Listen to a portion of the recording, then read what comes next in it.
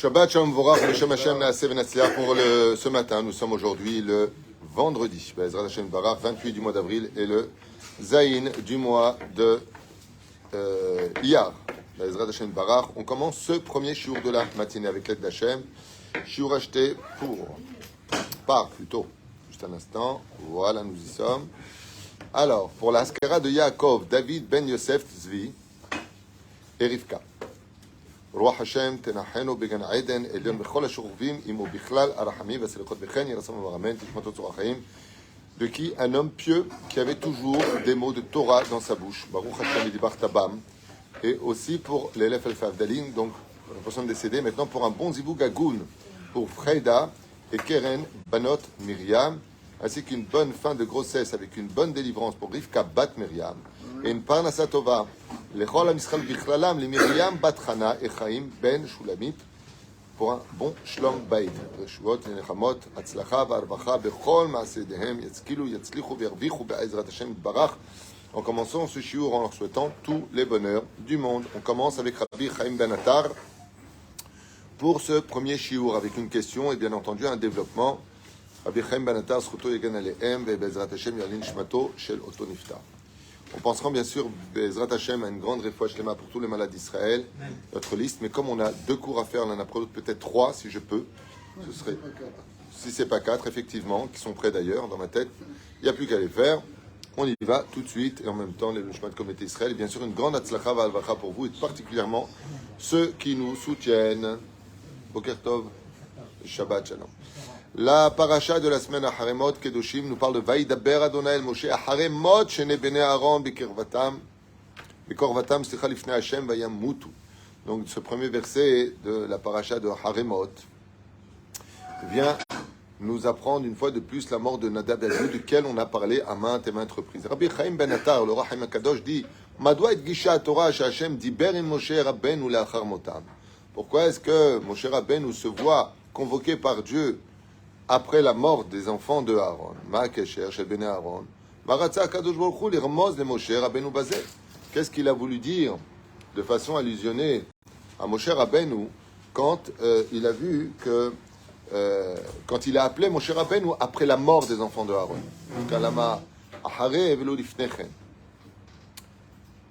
Derech Hagav, il faut savoir une chose à ce propos, quand on entend le décès de quelqu'un de proche qui nous parle particulièrement. Chaque juif doit nous parler. Quand on attend, malheureusement, dans notre pays, on s'est trop facilement habitué à entendre qu'il y a eu des attentats et qu'il y a eu des morts. On s'est habitué aujourd'hui. C'est carrément. Il y a des morts. Ah, il y a 3 morts. Ah, il y a 1 mort. Ah, il y a 2 morts. On est complètement habitué. C'est-à-dire que ça fait partie presque d'un cycle naturel, comme si que voilà, c'était évident, alors que pas du tout. Chaque juif qui part de ce monde, c'est un deuil total pour le peuple d'Israël. C'est une catastrophe qu'un juif quitte ce monde. C'est des familles entières qui pleurent. C'est voilà quoi. Il y a eu le problème des fêtes là, les 2 sœurs avec leur mère qui sont parties. C'est incommensurable. Vous vous rendez pas compte. Nous on est là, on est bien, mais le après reste difficile. Alors ce que je voulais vous dire, c'est qu'en général, une personne qui perd une personne qui est proche de lui, donc qu'il a bien connu, ou qui pire encore est qu'un membre de sa famille, qui veut dire que vraiment on se sent au niveau de la perte d'une certaine façon touché au plus profond de nous. Si on prend cette épreuve avec patience, sans juger Dieu, sachez que ça nous rapproche d'Hachem. Et c'est marqué ici. Après la mort de 2 enfants de Aaron, Dieu s'est adressé à Moshe. La question de Chaim HaKadosh, il dit pourquoi après la mort? Ici il y a déjà un remède qui dit que celui qui surmonte les épreuves de la vie dans ce monde, pas simplement la mort de quelqu'un, tout ce qui peut le mettre à mort, une nouvelle qui est très difficile, eh bien, les épreuves nous rapprochent d'Hachem. À quoi ça ressemble? Imaginez qu'il y a une corde qui nous lie, vous et moi, et quand il y a quelque chose qu'on nous prend, c'est comme si on coupe la corde. Mais vous ne voulez pas perdre le lien, donc on va faire un nœud. Cette corde qui faisait 2 mètres, maintenant qu'elle a été coupée, sectionnée, maintenant qu'on fait un nœud, elle fait combien? Toujours 2 mètres? Pourquoi non? Parce que j'aurai besoin de 10 cm de votre côté et 10 cm de mon côté. Donc il reste 1,80 m. Est-ce que je suis plus loin ou plus proche? Plus proche. Vous avez compris. Chaque fois que Kadosh Baruch Hu nous prend quelque chose, qu'il sectionne quelque chose de notre vie, que ce soit dans le domaine de la santé, dans le domaine de l'argent, dans le domaine même du cœur, entre un homme et une femme qui, le shidduch ne le fait pas et que vraiment on était très attaché à cette personne, et qu'on prend ça avec amour, sachez que c'est une occasion pour nous de nous rapprocher d'Hachem. C'est dans l'épreuve qu'on voit le degré de Emouna réel, et c'est pour cela que cela nous approche. C'est là. Donc, Rabbi Chaim Ben Attar va donner une réponse à cette question. Comment se fait-il que Akadosh Baruch Hu attend la mort de Nadav et Avihu, les enfants de Aaron, pour s'adresser à Moshe? Moshe Rabbeinu. Lo yachshov b'da'ato shehiyot shehu karov meod Hashem yitbarach yachol hu lavo lifnei Hashem el hakodesh pnima bechol et sheyirtze. Malgré le fait que Moshe Rabbeinu a été le seul prophète d'Israël qui n'avait pas besoin de se rendre la nuit pour aller au mikvé, d'attendre que Dieu l'appelle dans un songe. Il pouvait y aller à toute heure de la journée. Il s'adressait à lui, pourquoi? Il dit comme ça, chez Lo Yarshov, qui ne pense pas une fraction de seconde, que même Moshe Rabbeinu pouvait venir vers Akadosh Baruch Hu quand il le voulait. Quand il le voulait. Pourquoi? Parce qu'on a vu que Nadav et Avihu sont morts parce qu'ils se sont approchés quand ils le voulaient. De là, vous apprendrez que dans la vie, il faut savoir mettre la halek et azman shelo betsura nechona.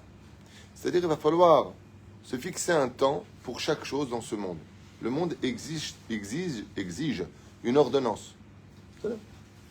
D'être constamment là où il ne faut pas, sous prétexte que c'est ce qu'on a envie de vivre. On voit que même dans la Gdusha, c'est pas comme ça que ça se passe. Même dans la Gdusha. Comme dit le Rambam dans Ilchot Deot, 8 heures tu étudies, 8 heures tu travailles, 8 heures tu dors. Bon, c'est général, bien sûr, il y a des intermédiaires entre tout ça. Qu'est-ce qui se passe avec les enfants à la fin? Et ainsi donc, il a attendu la mort d'Ibn Aaron pour appeler Moshe Rabbeinu. Et qu'il se rende compte, Moshe Rabbeinu, que même s'il est proche d'Hachem, fais attention, ne viens pas quand tu fais pas comme tu veux. Ok? Car n'oublions pas que les deux fils d'Aaron étaient les plus saints du peuple d'Israël, et qu'ils étaient extrêmement proches d'Hachem. Et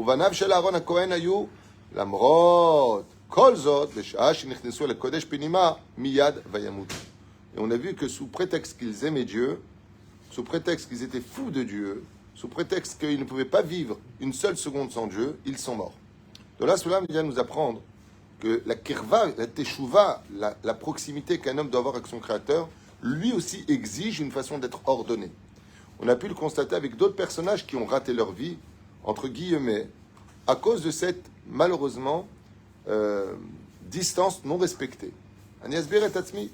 Prenons Ben Azaï. Ben Azaï, tout le monde connaît les 4 Tanaïm les plus célèbres qui étaient ensemble, sont entrés dans le Pardès. Ben Azaï était tellement proche de Dieu qu'il en est mort.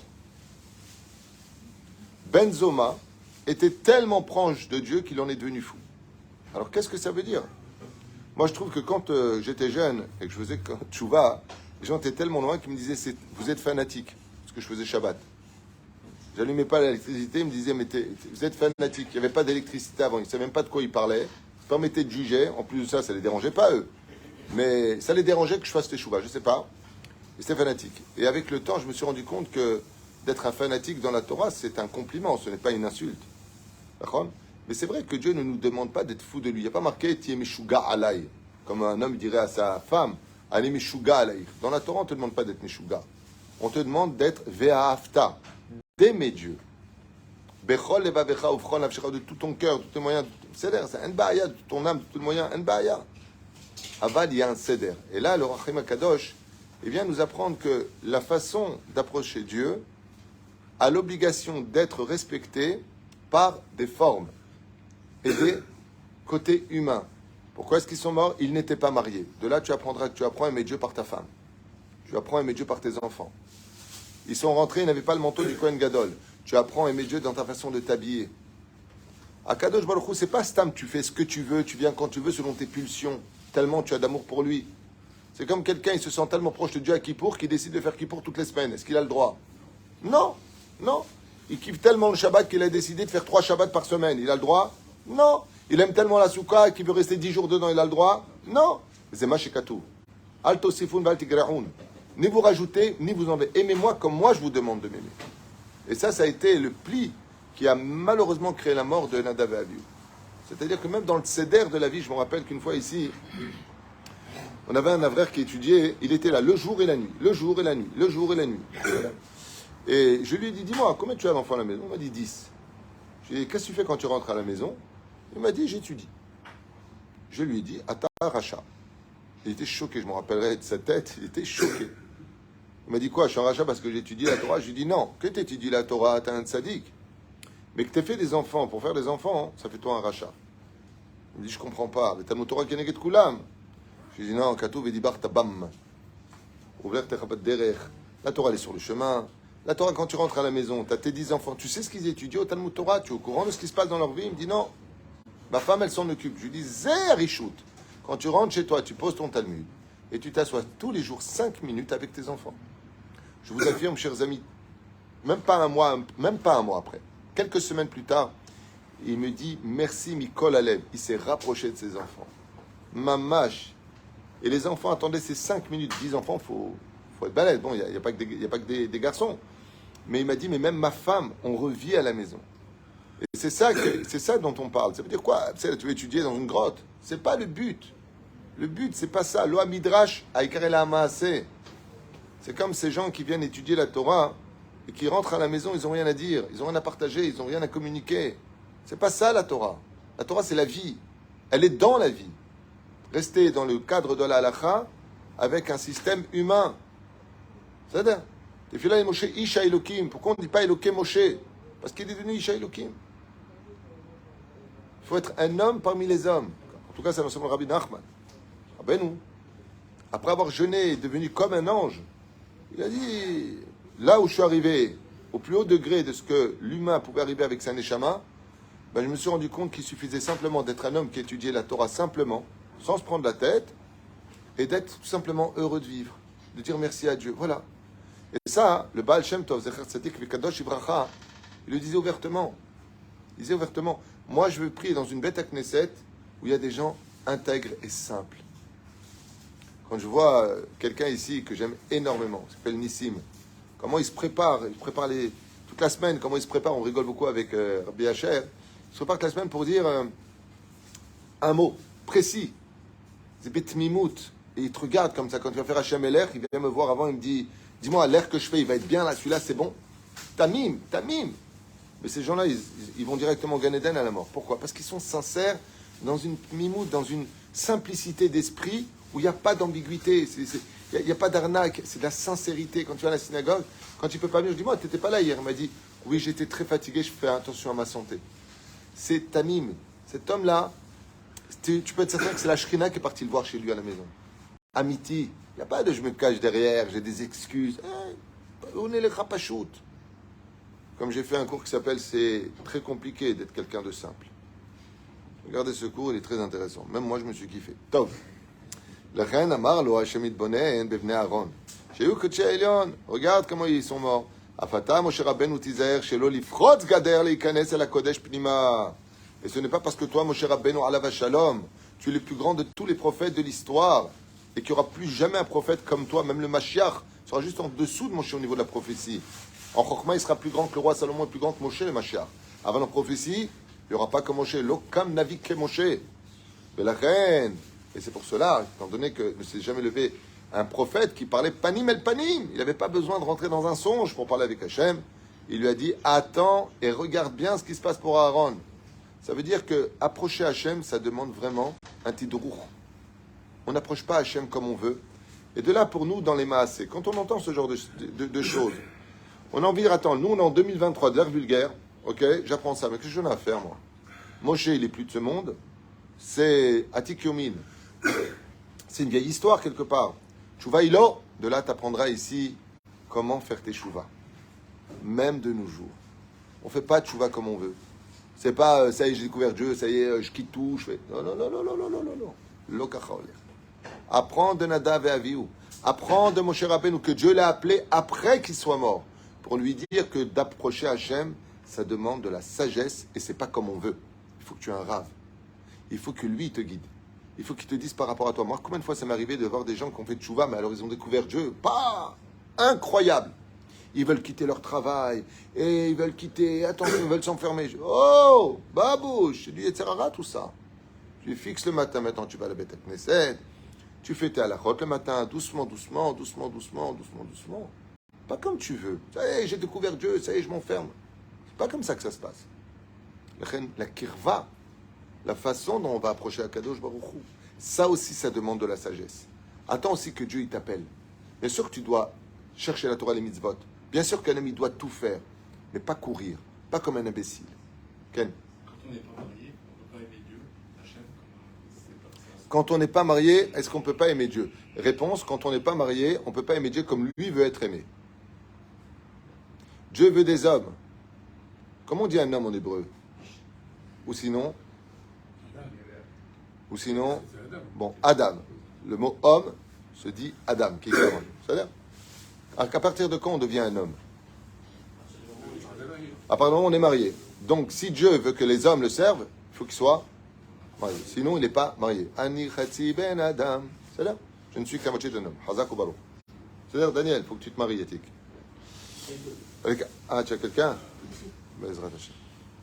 והרי משה רבנו עליו השלום שהיה קרוב להשם והיה הקדוש ברוך הוא מדבר עמו פה אל פה וזכה להביט מול אל פני השכינה באספקלר היה המאירה. משה רבנו qui avait ce mérite de parler panim el panim, face à face avec הקדוש ברוך הוא, ça c'est des images bien sûr. ובכל זאת הקדוש ברוך הוא הזהיר אותו שתיכנס לפניו ביראה גדולה. Ainsi donc tu apprendras que quand tu rentres à la synagogue c'est pas comme tu veux.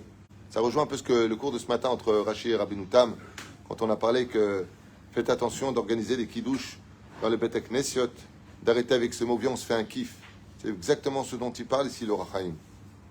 Fais pas ce que tu veux, rentre avec crainte et respect quand tu rentres dans une synagogue. C'est pas pour te kiffer.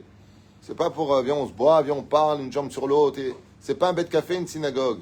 Tu veux faire un kidouche, que ce soit des livrets Torah, avec une conduite exemplaire, en tenant compte qu'à la maison, il y a des enfants, une femme qui t'attend. Oh, toi, t'es en train de kiffer avec tes copains, mais c'est pas un kiff.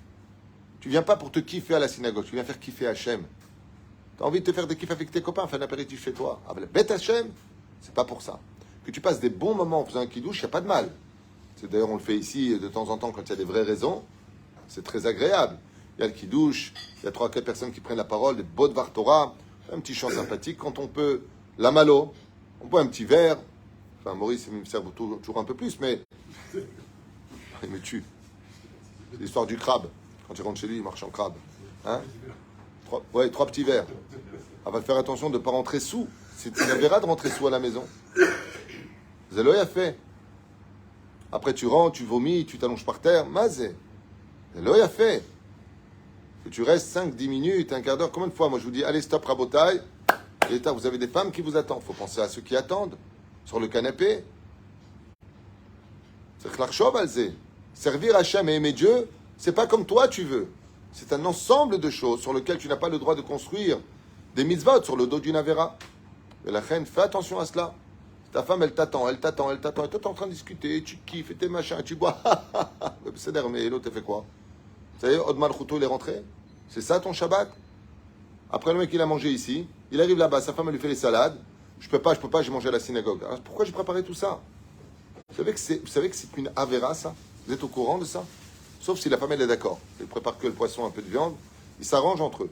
Alors, les mains, pourquoi elle préparait tout ça? Combien de bêtes à Knesset j'ai entendu les femmes venir voir les rabbinim se plaindre de ça? Mon mari, il rentre 2 heures plus tard. Il rentre bourré. Il mange rien. Il va vomir. Il va dormir. Vous nous avez tué le Shabbat. Zélo a fait. Zélo Torah. Et c'est ça l'enseignement du Rachim HaKadosh. Tu ne viens pas quand tu veux, tu fais ce que tu veux comme toi tu as envie de faire. Chabed oti. Chabed oti. Viens parce que Bezrat Hashem, tu t'assois. Combien de fois on a fait des kiddushim ici? Donc, Rabotai, j'ai 11h30, le temps de ranger, le temps d'arriver, c'est parfait. Plus que ça, ça devient un péché. Ouais, mais on est bien. Toi, t'es bien. Est-ce que Dieu, il est bien? Est-ce que la famille, elle est bien? Si toi, t'es bien, que tous ceux que tu aimes sont bien, quand par exemple, il y a des femmes, elles ne peuvent pas se lever tôt. Il va y avoir 10h, temps de préparer, reste là-bas à la synagogue, ça finit trop tôt pour moi. Il y en a qui sont restés à la parisienne, ils mangent à midi. 1 heure, et même 2 heures. Voilà. Chacun avec son minag. Surtout en été, bon, on peut se permettre de. Donc ça les arrange. Si ça les arrange, pas cacha. Mais si ça les arrange pas, ok, t'as fini plus tôt, t'as prié, moi je me suis tapé les gosses, tu mets la table, tu prépares tout. Je peux pas avoir un peu de repos moi aussi? Si t'as tellement du temps à donner pour le kiff, viens prendre tes enfants, mène-les au parc, que moi j'ai un peu de silence, que moi je puisse me reposer un peu. Est-ce que c'est logique?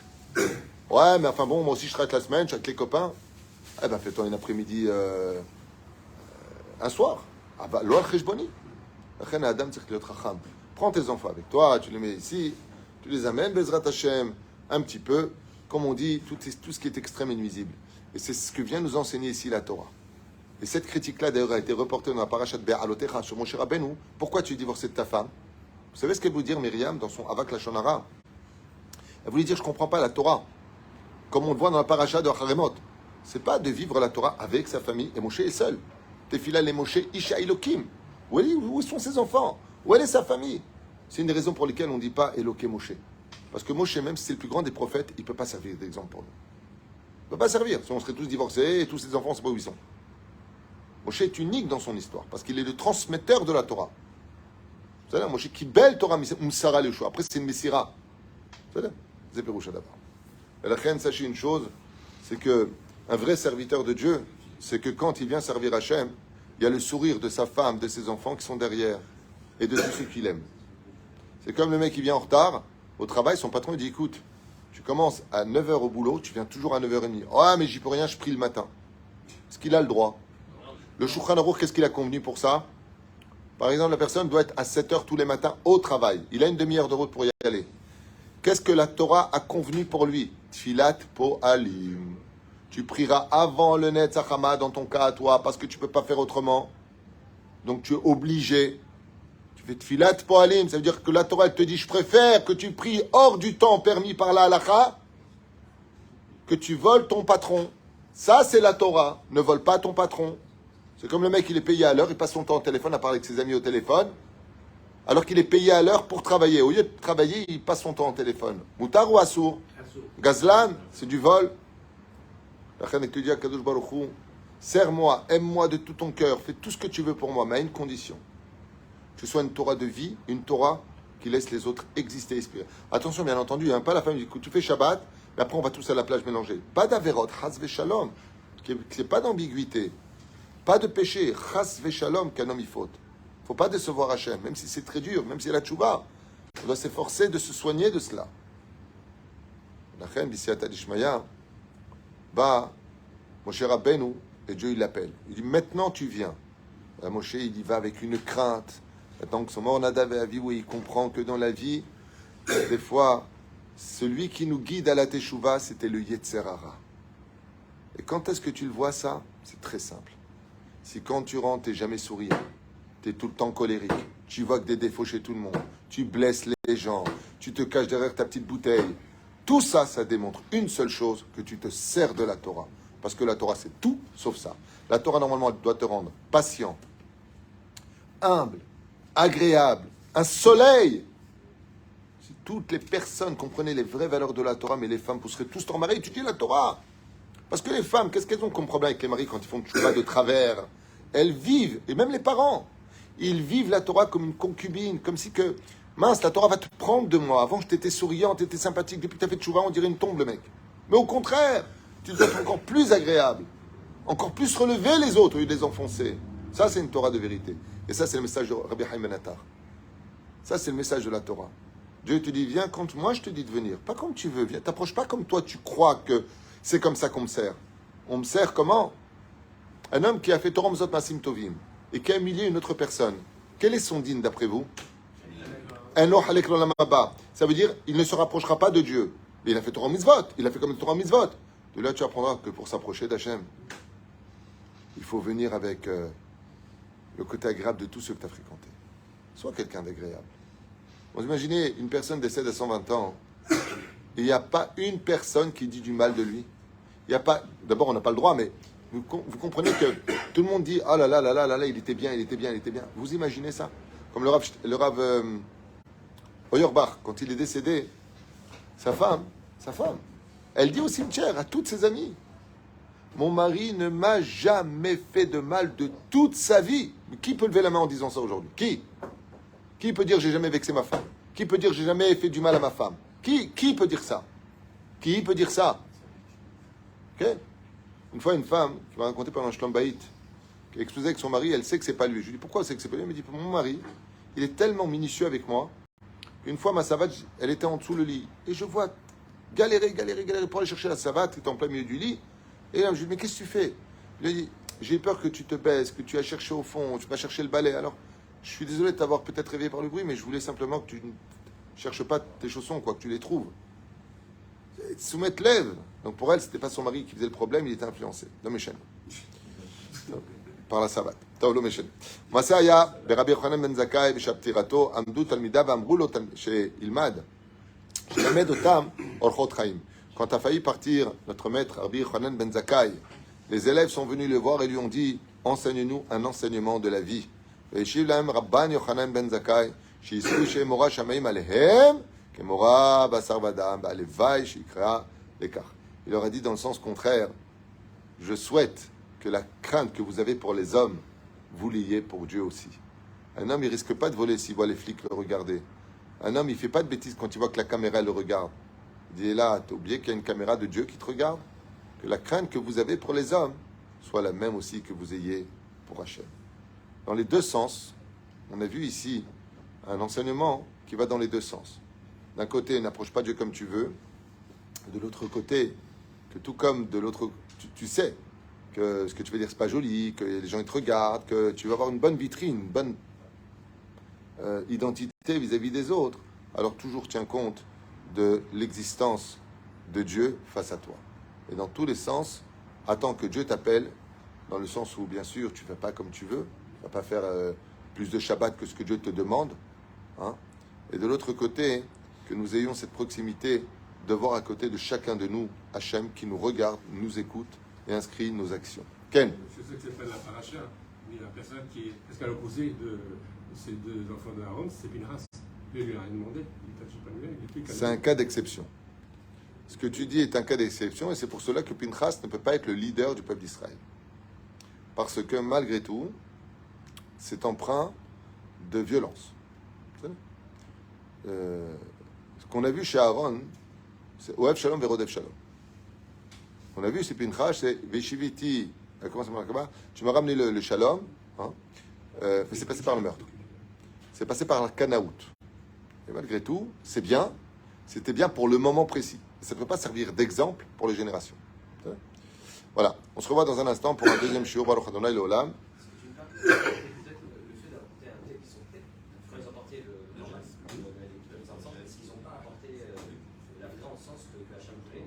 Non, c'était les bonnes encens. Koltov et Toda Rabba, Bezrat Hashem, partagez ce shiur avec l'aide d'Hachem. Merci pour votre soutien financier. On en a vraiment besoin. En ce moment, c'est très dur. Et à tout de suite, il y a un deuxième shiur très intéressant qui vous attend dans un instant. Toda.